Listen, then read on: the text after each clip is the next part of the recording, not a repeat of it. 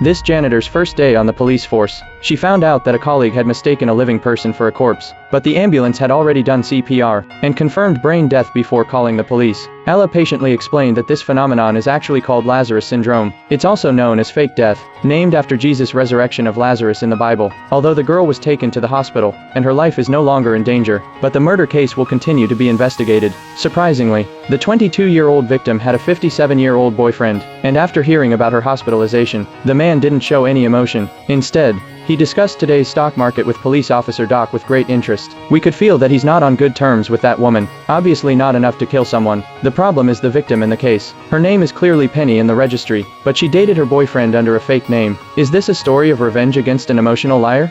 Ella decided to investigate the girl's address. The landlord described Penny as a nice girl. She was friendly and never missed a rent payment, but she's been quiet since her boyfriend died. The boyfriend in question is obviously not the gray-haired old man at the police station. It's Penny's first boyfriend, Lucas, who was murdered 2 years ago. There were sweet photos of the two of them all over the house. Doc guessed that Penny's attack was connected to Lucas' death. Ella scanned the house and quickly realized what was going on. Do you have any idea how much this bag costs?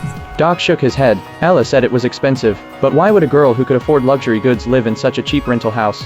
And the credit card statement on the table shows, Penny spends $2,500 a month to rent a billboard. Why does a woman hide her identity, date a rich guy while going into serious debt trying to keep up appearances? That's when Ella ripped open the clothes in the closet. It turns out the reason Penny hid her identity was to investigate the death of her first boyfriend. Doc brought the boards he found in the rental house back to the police station. Lucas was found dead on the beach 2 years ago. There was no surveillance in the neighborhood. The police still haven't figured out who did it, but Ella soon made a discovery. She saw grains of rice in Lucas' hair and some antifreeze residue in his nose. Could Lucas have gone to a wedding before he died?